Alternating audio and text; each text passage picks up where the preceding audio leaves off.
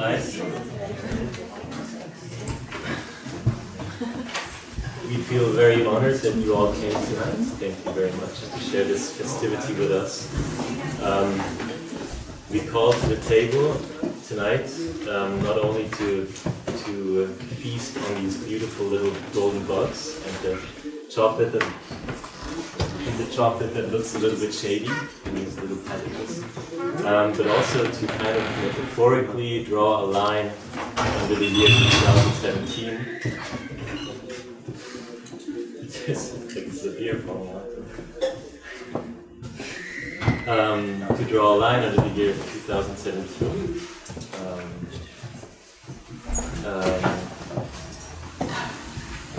Which we try to embody somehow with all emotions and experience and dramas and everything that happened with the new issue of the Kulturfolger magazine 2017, which you will find in the back. And Martin Moore designed it very nicely. He did a very good job. And to celebrate this properly, we couldn't have chosen wiser than to invite some of the grand artists that have enriched our Wednesday nights last year. So tonight we'll have some contributions from Delphine Chapuis-Schmitz, Dominic Oppinger, David Schildberger, and Roxy Grant, who unfortunately couldn't be here tonight, but who will be substituted by none other than Lisa E. Benjamin. And now, without further ado, I will give the word to my business associate and saxophone player, Petra Fumjanovic, who will give us a little artistic recap of the year. So, good evening everyone, and thank you for coming all in this number here. Welcome to Kulturfolger, welcome to our space. This is an important event for us, as you can see, where we celebrate the launch of our new issue, which we waited for almost 2 years to come, the Uncommon. So today I want to tell you a little story. I want to draw you into a universe of Kulturfolger, while we together kind of free flow through different and multiple indexes of what we do. So, at Kulturfolger, we are not interested in nature. We don't deal with ecology or sustainability. Those narratives don't interest us. We rather seek ways how is nature constructed. For instance, etymologically, nature is bodily process, powers of growth, being, principle of life, character, essence, course of things, natural character, constitution, the universe, literally meaning, birth. Is nature matter in motion, obeying certain laws of nature which science seeks to understand? Nature and culture are mixed, intermingled, they live together. We don't want to dissect nature nor mystify it. We want to play with it. We are curators, and we want to question the world we live in. Culture is our position of playing with nature. Umberto Eco wrote that the list is the origin of culture. It's the part of history of art and literature. He says, what does culture want? To make infinity comprehensible. It also wants to create order, not always, but often. And how, as human beings, does one face infinity? How does one attempt to grasp the incomprehensible? Through lists, through catalogs, through collections in museums, and through encyclopedias and dictionaries. In order to grasp infinity, we chose to use concepts. For us, they are delicatessen, translation, bloom, persistence, viscosity, parasite, strange stranger, deviation, multi-species, void, noise. There are our topics, our material, this is what we work with. What do they tell us about the world today? We can say we need concepts as a way of abstraction in order to make sense of the world. We want to bring different things to the table. We want to have many voices, many natures, many concepts. Kulturfolger is a group of people who doesn't want to have a clear profile. This is something that's very difficult to achieve. How to not to go into existing cliches, activism, ecology, didacticism, mediation. Moreover, how to play with all those topics, but how to step outside of the expected discourse.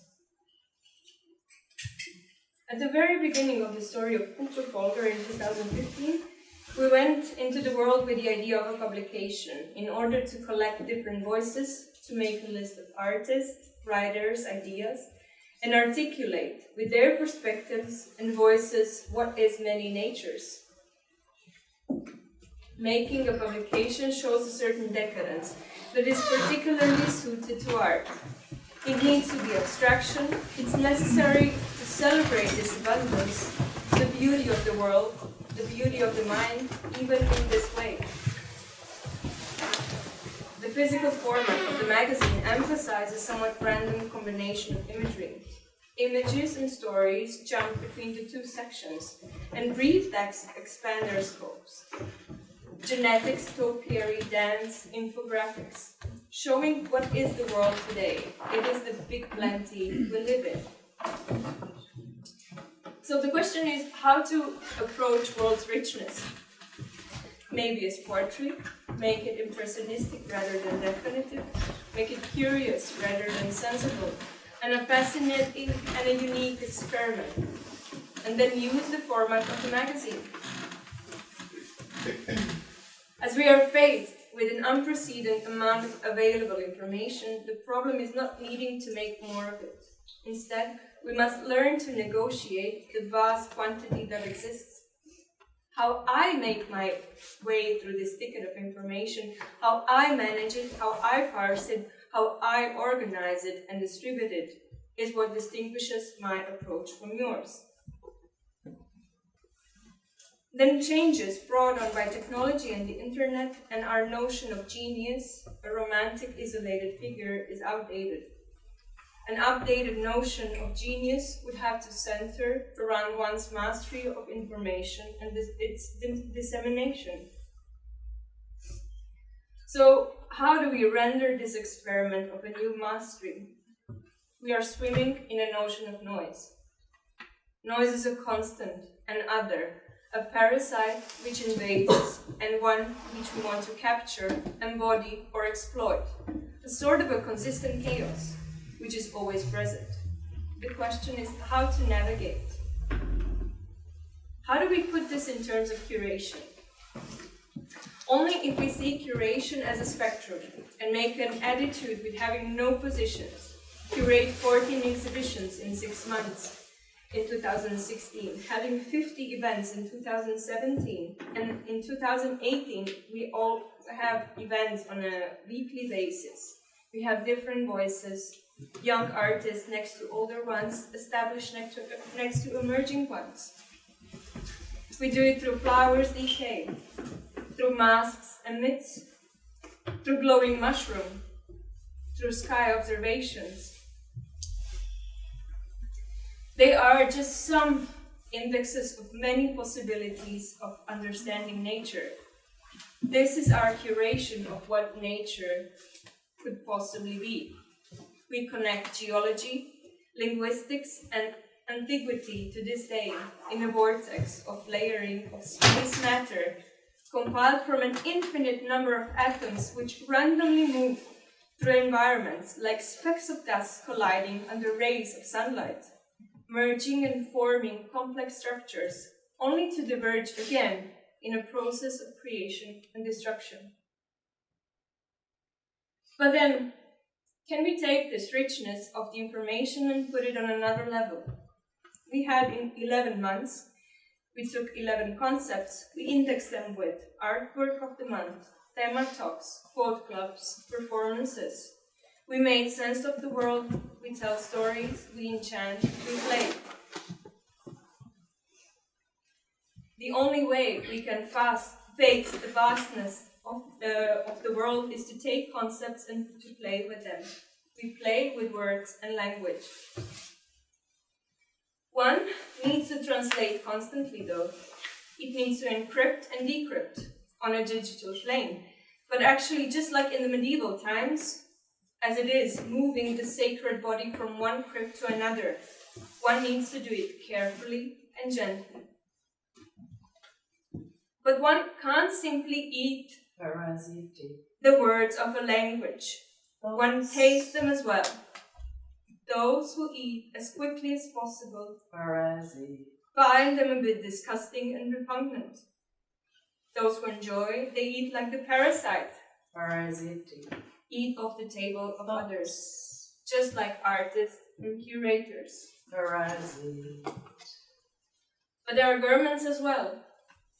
One speaks as one eats. Style and cooking go together, vulgar or refined. Words are exchanged as food is passed either like fast food, so as to move on to something more important, or in an atmosphere of ecstasy. This is delicatesse.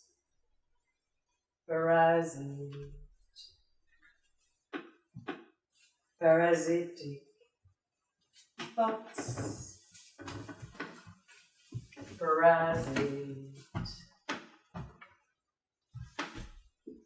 Parasitic thoughts.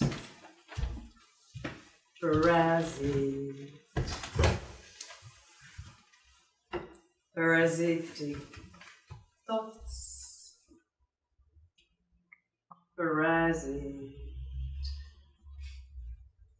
Parasitic thoughts colonize my mind, and if you'll excuse my French, I like it this way very much. I enjoy it indeed very, thanks to this delicate song of the tongue inside la langue, whispering another tone, another tune attending, one another day delaying, delight, and religieusement taking care of the verse, volta versus verses, step by step, stumbling, and then,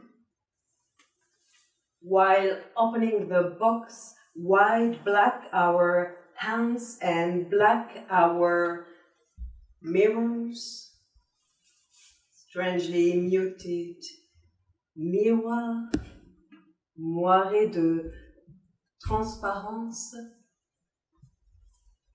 transient looks, hopping delights, delicately delighted. Non, vraiment, c'est délicieux. En trance, nous songions, en somme, transient, like Amy Délice, un édifice mutant, d'un bord à l'autre de la langue, artifice, transient, like nous songions. Non, vraiment, nous sommions avec delight. Quel délice, ces parasites, non, vraiment, ces paratises. Et tout en songeant, délicatement, nous disparaissions. Délicieusement, nous disparaissions en douce de la surface. Parasitic thoughts, parasitic thoughts,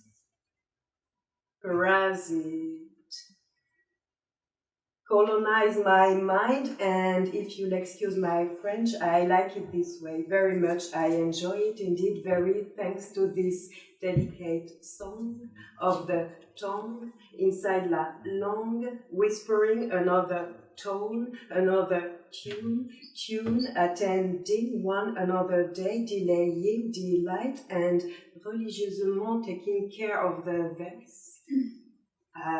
Volta versus verses, step by step, stumbling, and then, while opening the box wide, black our hands and black our mirrors, strangely muted miroir, moiré de transparence, transient looks, hopping delights, delicately delighted. Non, vraiment, c'est délicieux. En transe, nous songions, en somme, transient like any délice, un édifice mutant d'un bord à l'autre de la langue.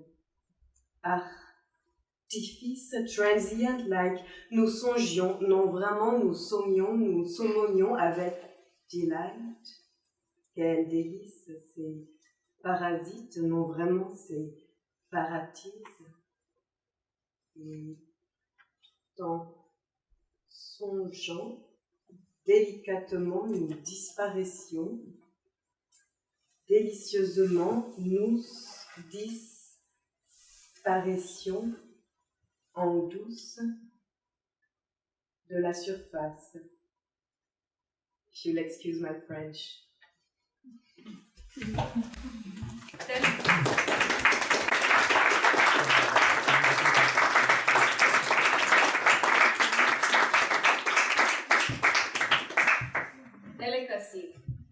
Delicacy piques interest in a generic world. A world which yields vast amounts of noise and parasites, which devour and destroy, inhabit and inspire, create and preserve. It's a game of chance in which we must assess where we find value in order to play. Is delicacy a pleasure and fulfillment gained through the sole acquisition of specialties? Maybe through delicacies we can master the generic. With the delicatessness of the underworld we distinguish rare desires. In Kulturfolger, we play with the world where there is no inside or outside, nor center nor side, but a mesh, a web, a network, an entanglement as a type of existence. How can we distinguish differences or edges between things that exist in this universe when they are neither thick, thin, fluid, nor rigid? If we are never quite what we appear to be, what kind of existence is adequate today? We realize the more inquiry knowing self, the stranger we get. We are and are becoming strange strangers. Or for that matter, multi-species, unfoldings of space-time matterings. We are becomings, new kinds of relations emerging from non-hierarchical alliances, symbiotic attachments, and the mingling of creative agents. We are mutants, aliens, critters inhabiting the space. We are always becoming.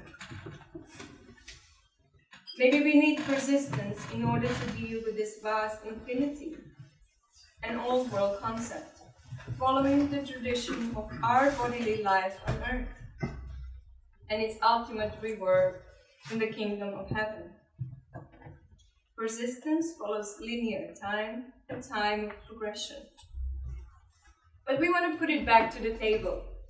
We will index it. We'll look what sense does it make in a big data setup between objective and subjective.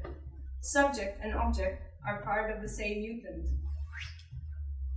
Because we play with time that is not linear, that percolates, is viscous and thick like amber, we see there is no good or bad, but rather a whole set of positions in between a bloom of meaning, all uncommon in its beauty. You're not. Here, adrift in a petty bourgeoisie flower dream, you are. You be. Stop. Smell the flowers. Those petals, that scent, those colors. Feel the sumptuous perfume blooming from these spreading blades. That's pleasure. That's sex. That's your wedding bouquet, or your funeral wreath. That's a rose. Is a rose. Your grandmother's body lotion. That's your kitschy imagination. A neon disco. A bee site. In the midst of pollination ceremony. An LSD-fueled rave party. True love. Oh, did you know that orchid is a Greek word for testicle?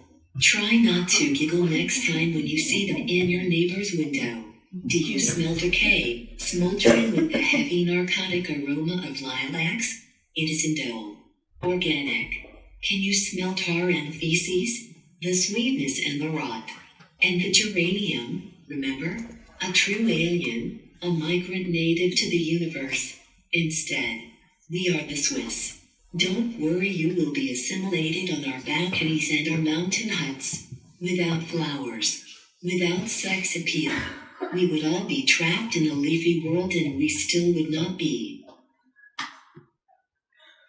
And now I want to lead you into the lab of luxury, which is our yearly topic of 2018. We ask, what is luxury today in 2018? I've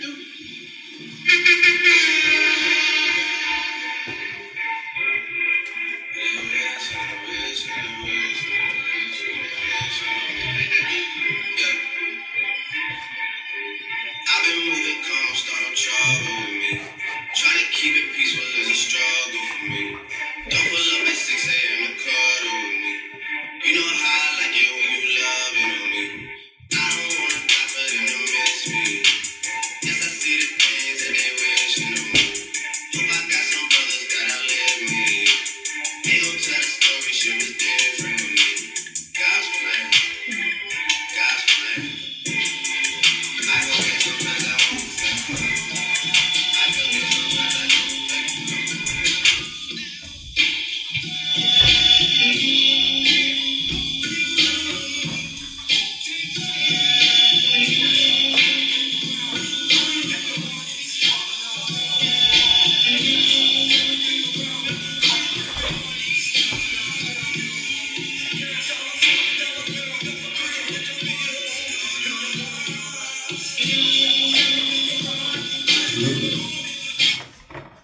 I guess you maybe know Drake, who's a rapper and a humanitarian. This video, which is published early this February, was aptly named God's Plan. And here the rapper is handing out a total out of $1 million to people on the streets of Miami. On the other side, we have Wu-Tang Clan, who is rapping "Cash moves everything around me, get the money, dollar, dollar, bill you all," while sipping champagne, fooling themselves with bags of cash. Political correctness and showing off is not what we are looking for. Luxury maybe gives you more than you have the right to expect. It gives you thicker chocolate coating, it gives you crickets covered with gold, it gives you as well chocolate that's dissolved from cocoa cells. It gives you more education, it gives you more intellect, but it gives you also more responsibility. Luxury is opposite of conspicuous consumption. What I want to provoke here with you now is, can we think of luxury as a desire of human culture to go beyond common, with the use of material abundance to break the boundaries? Maybe first we need to transcend the naturalized distinction between the necessary and unnecessary, or excessive. And as an example here, Hadron Collider, I guess you all know. For its maintenance and experiments, we use a budget that could potentially feed Africa on a yearly basis, which is $1 billion US. Hadron Collider is not sustainable. It is pure luxury. Of course, while discovering fundamental secrets of the universe, you can't be cheap. and some would argue easily that this is not necessary. But it's a groundbreaking moment for society because it opens new, unforeseen worlds to come. Higgs boson, as God's particle, is way cooler than God's plan. So I would argue that luxury is not a joke. Luxury is not showing off. Luxury is sending men to the moon. Luxury is reading books. Luxury is discussing philosophy. Luxury is many interpretations. This year we have 5 chapters, acts, and each of those chapters we will have 3 concepts. 3 in order to escape duality and to have a rotation and negotiation between them. Since luxury is a cliché with negative connotations, we want to bind them together with concepts that surprise us and are important for critically engaging in 21st century. Therefore, we are putting luxury in a triangle that steps out of duality of negative and positive. The first triplet is time, negentropy, relativity. For this year, time is luxury. We either have it too much or too little. Both are luxury. Time is luxury only if it's relative. Why? Because luxury gives time the possibility of multiple interpretations. Time as relativity, as Einstein suggested, depends on the viewer and on the speed of traveling. Luxurious time is time that is not linear. It's time that percolates, is viscous and thick like amber. It's just like the generic sea, where rare islands of negentropy or order become luxury. Luxury is sophistication. We have envisioned that our luxurious triplet consists out of 11 courses, artworks, performances, concepts, just like an elaborate French menu. We started our triplet with an hors d'oeuvre, an appetizer where we ate humans. Is this the ultimate luxury, or is this the creation of entropy and the break of order?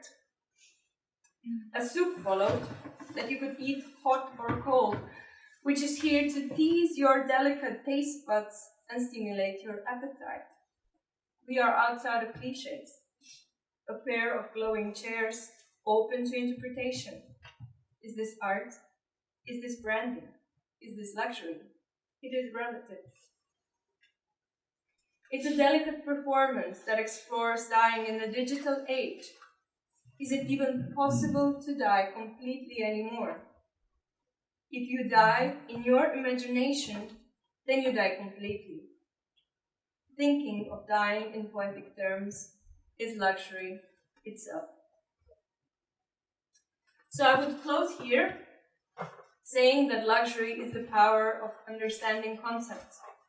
It can only grow in smart places out of rich context. Luxury means intellectual play with the abundance of the world.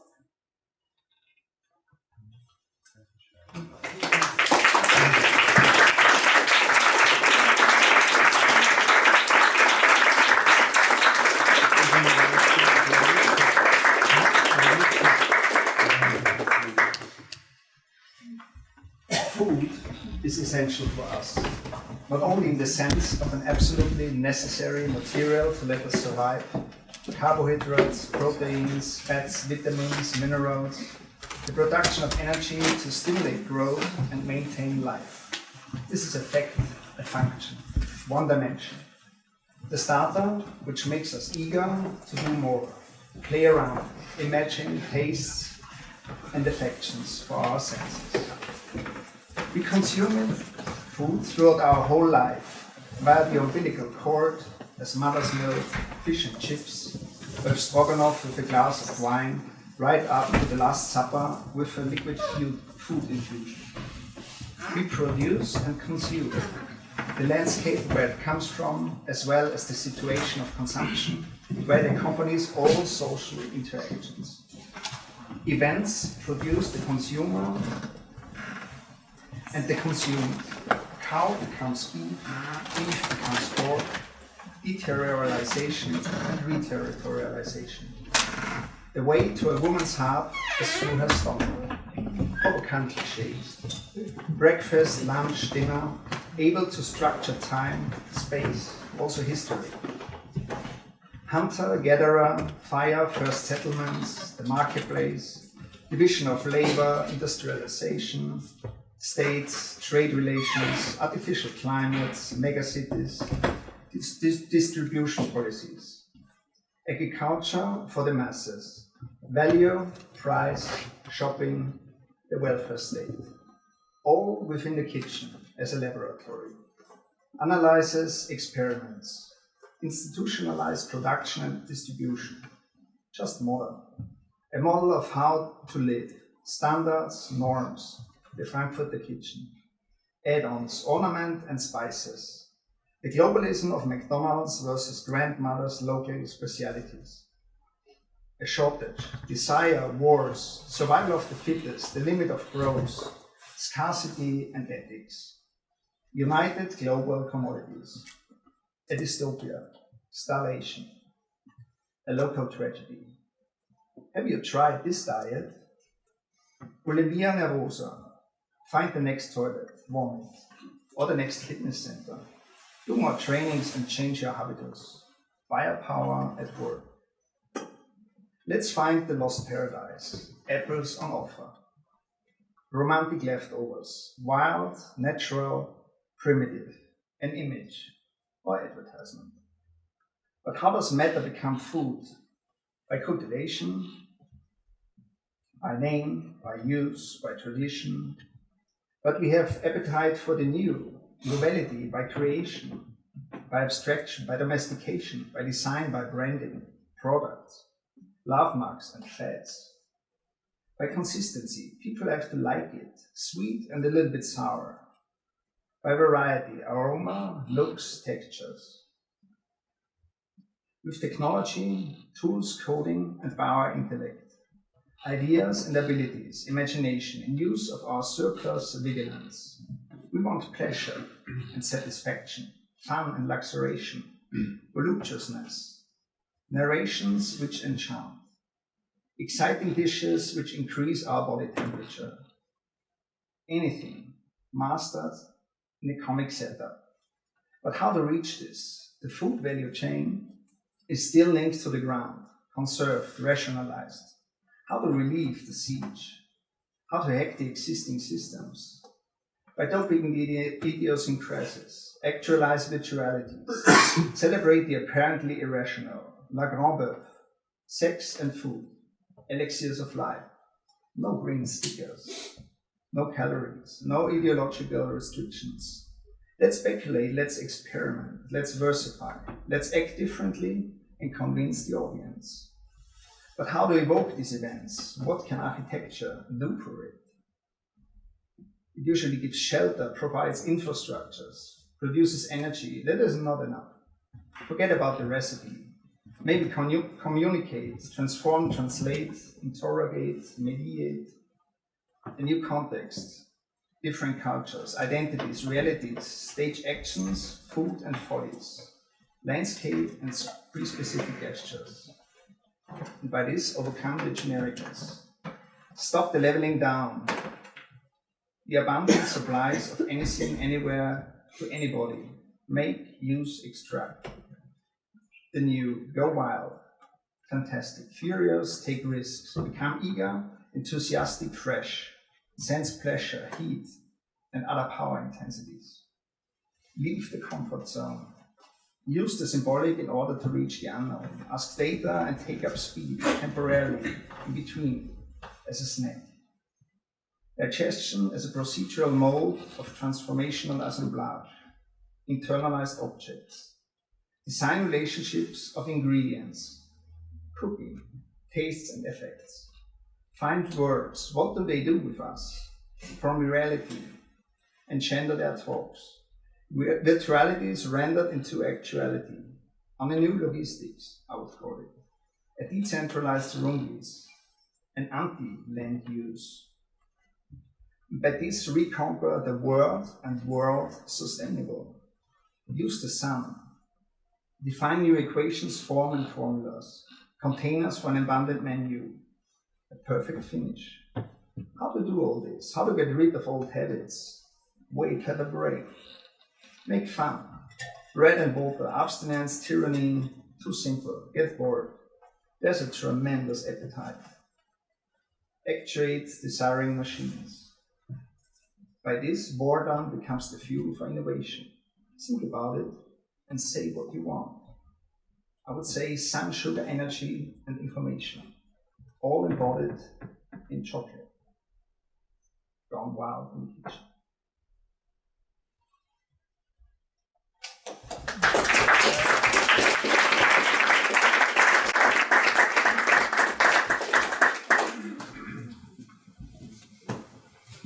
Ich habe vor ein paar Jahren einen Sommer lang in Zürichsee in der Parkreinigung gearbeitet und das war ein ziemlich cooler Job, weil du bist im Signis Magazin in der Wäschgasse gekommen.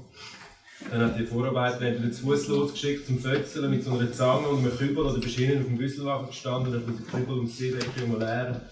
Im Tiefenbrunnen bis in die rote Fabrik. Und am Mittag war dann schon wieder Feierabend und dort hat eben auch Sonja gearbeitet. Und Sonja war ein bisschen älter als ich, recht gross und hübsch, ein bisschen verträumt und sie hat sich mir ein bisschen angenommen. Weil ich damals noch nicht so lange in Zürich gewohnt habe, ich war so ganz ein junger, ahnungsloser Schnösel und Sonja und ich haben so etwas gehabt zusammen, sind nach dem Arbeiten einmal schwimmen oder laufen oder haben etwas gegessen und ein paar Mal haben wir auch ein bisschen rumgeknutscht und ich hätte gerne mehr gehabt, aber sie war sich nicht so sicher gewesen. Hat mich aber trotzdem in Zürich eingeführt und dann hat sie mir einmal den unteren Letter gezeigt, die Body, die dort so auf dem Steg im Fluss rausgebaut ist und wir sind dort hin und es war mir so oft ein bisschen unangenehm gewesen. Hier in Zürich haben die alle gewusst, wie man sich verhalten muss und ich habe mich eigentlich völlig fehl am Platz gefühlt, aber haben vor der Sonne natürlich nichts anmerken lassen und haben versucht, nichts dergleichen zu tun. Und also da so schon x-mal im unteren Letter gewesen und dann sind wir auf der Mauer zwischen den beiden Flüssen ein bisschen raufgelaufen und es war mir verdammt unangenehm gewesen, weil ich habe ein bisschen Höhenangst, aber dann endlich sind wir mit einem Köpfchen ins Wasser und Sonja ist davor gestanden und hat es voll genossen im Wasser und ich habe mich auch versucht, wohl zu fühlen. Ich war eigentlich nervös gewesen, wie immer die Flüsse mit so einem starken Zug. Ich immer noch ein bisschen den Kopf aus dem Wasser strecken und nach Hindernis und Treibgut und Wasserstrudel und Haifischflossen Ausschau halten. Und dann habe ich auch schon bald die Gitterstäbe dort unten am Ende von der Body gesehen und gemerkt, dass wir dort wieder aussteigen müssen. Und die Strömung hat mir rasant dort angetragen und so war schon dort unten und dann schon auf der Leiter und dann schon auf dem Steg oben. Und ich bin erst unten im Wasser bei den Gitterstäben angekommen und eigentlich musste ich dort mit den Füßen voraus an die Stäbe an, vor allem wenn der Fluss so fest zieht wie an dem Tag. Sonst drückt sie dort dann voll an die Gitterstäbe und kommst nicht mehr weg. Aber ich habe es natürlich nicht gewusst und sie haben mich voll auf die Stäbe gedrückt und ich bin nicht auf den Fleck gekommen. Also habe ich Panik bekommen, bin dort hilflos am Gitter geklebt, wie ein Käfer an der Autoscheibe und habe weiterhin versucht, irgendwie souverän zu wirken. Also wenn du tust, als wäre das alles genau so geplant. Dabei hat mir die Strömung meine Badhose so halb über das Viertel abgezogen und ich habe versucht, wieder raufzuziehen, aber keine Chance. Aber keine Chance, es hat so fest gezogen und die Gitterstäbe haben verdammt weh am Brustbein. Das hat sicher nicht besonders souverän ausgesehen. Und ich bin sicher, dass alle in dieser Body sehen das und lachen sich einen ab.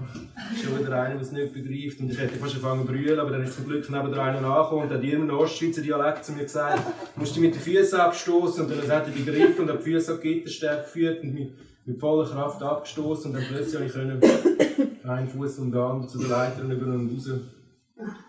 Sonja hat es glaube gar nicht gemerkt, aber sonst sind die alle anderen in der Body. Trotz allem hat Sonja aber gleich immer wieder mitgenommen. Da sind wir eben einmal zusammen in ihrem Musikraum in dem Keller von dem grauen Haus, das gerade vis-à-vis von der roten Fabrik auf der anderen Strassenseite gestanden ist. Weil Sonja hat Musik gemacht und ich ja auch.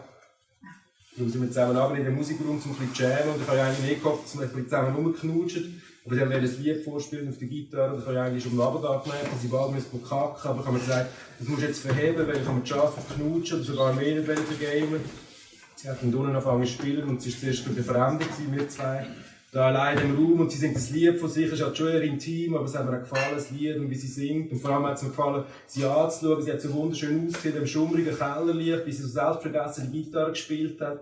Und wie sie gesungen hat, und dann hat sie eben auch unter ihrem Liebling am BH angehabt, also natürlich total scharf gefunden. Und doch ist mir das mit dem DC gleich ein bisschen dringender geworden, obwohl ich eigentlich gewusst habe, dass ich immer das Problem habe. Wenn ich meinen Kellerraum aufhalte, dann ist es weiter verhebt, aber das Verheben nützt dann irgendwann eben auch nichts mehr. Und ich weiss nicht, mit was das zu tun hat, ob das ein Druck ist oder das Gewicht vom Gebäude oben dran entsteht, oder ob es die Luft ist, oder die Lieder, die einem da mal vorgespielt werden, oder keine Ahnung, meine Verdauung kommt einfach in Bewegung und ich muss einfach oft ganz plötzlich und dringend aufs WC, wenn ich mich unter der Erde aufhalte und so eben auch dort. Aber ich habe mir gesagt, jetzt nicht und bin in die Mitte von der Sitzfläche vom Stuhl gerutscht und dann angespannt und gehofft, dass es bald vorbeigeht und habe ihm das schöne Gesicht angeschaut. Ich habe die Augen zugehört und hat wirklich schön gesungen, aber das Lied war so ein Volkslied, das etwa 25 Strophen hatte. Und irgendwie ist es um Ungerechtigkeiten und Krieg und Flüchtlinge und so gegangen.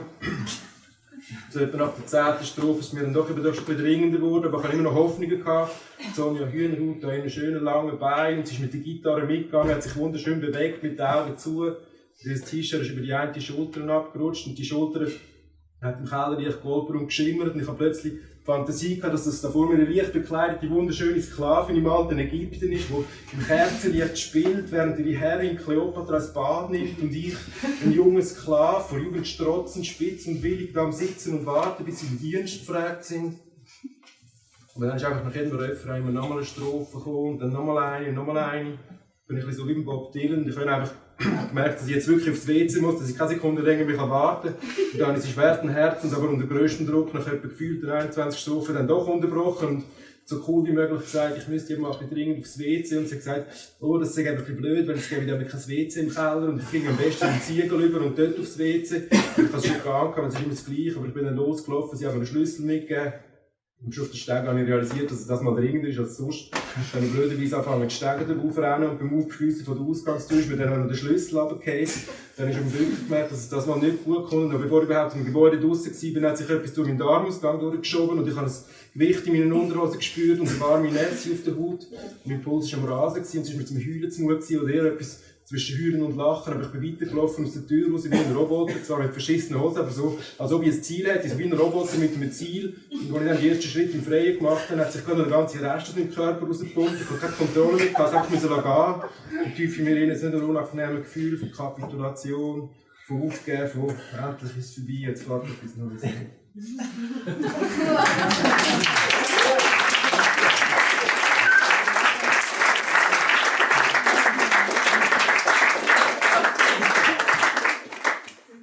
Could it be true that to transcend this ego-led notion of sex and love and identity, or to strengthen an identity, or to avoid an identity, do we use it to escape, versus a form of divine love? If affection were mucus, would it cover the world in a slime of abhorrence, something distasteful yet fully desired? Or do we cover ourselves in this mucus intentionally, as if to hide our true nature, our true desires, our true beings? Or do we enjoy the mud, the muck, the trashy shit world, the licking of the bottom of a shoe, having just traversed a dirty puddle in Chinatown? Would this mucus, this spittle, connect us and protect us from ourselves, or from myself, two things existing at the same time, total disgust and abjection, and divine love and compassion? Perhaps it is the struggle, perhaps it is the closeness of your fresh-shaven cheek, sticky, somehow sweet, which ties me to you, this invisible mucus, flowing between us like snails, mating, transferring information. What if the air we swim in was also this mucus, and this transferred to everything and every being, back to your cheek? How does one know another so closely, or dance between the body and the air or viscosity? Is it somehow outside of what we experience, yet that which all we yearn for? Perhaps, again, back to your cheek, and the close talking over 2 beers in the corner, my foot underneath your foot, wanting to be close. Somehow the idea of sex creates me another, an unwanted, not in that of being, but in the sense of what should be or is supposed to be, an accepted sense of what love is. Yet again, back to the closeness of your cheek and your hands and your insecurity. Is this love, or is this resignation to the physical, the nearness? Could we, in this mucus, feel this constant nearness, this constant intimacy, or hands brushing, or intertwined fingers, bellies, legs, and tousled sheets? Or is it simply being able to see one another, to stay looking, to delve into oneself as intimately, to feel and to be, hands in the sticky fluid which we move through, like ants with a scent to follow, some kind of pheromone that leads to somewhere and is irresistible or inescapable. Also this question of violence, does this mucus soften it or strengthen it? If we transcend reproductive desires, would we have a freedom from bodily burden, from dirty thoughts and dirty fingers, from soiled sheets and dirty streets? Perhaps not. Perhaps both exist in the same time. In fact, they are always there, and this mucus exists in the in-between. Even though there is no one or no other, back to your cheek, It is clammy, soft, uncomfortable, talking of so much more, of hurt, harmony, and hearsay.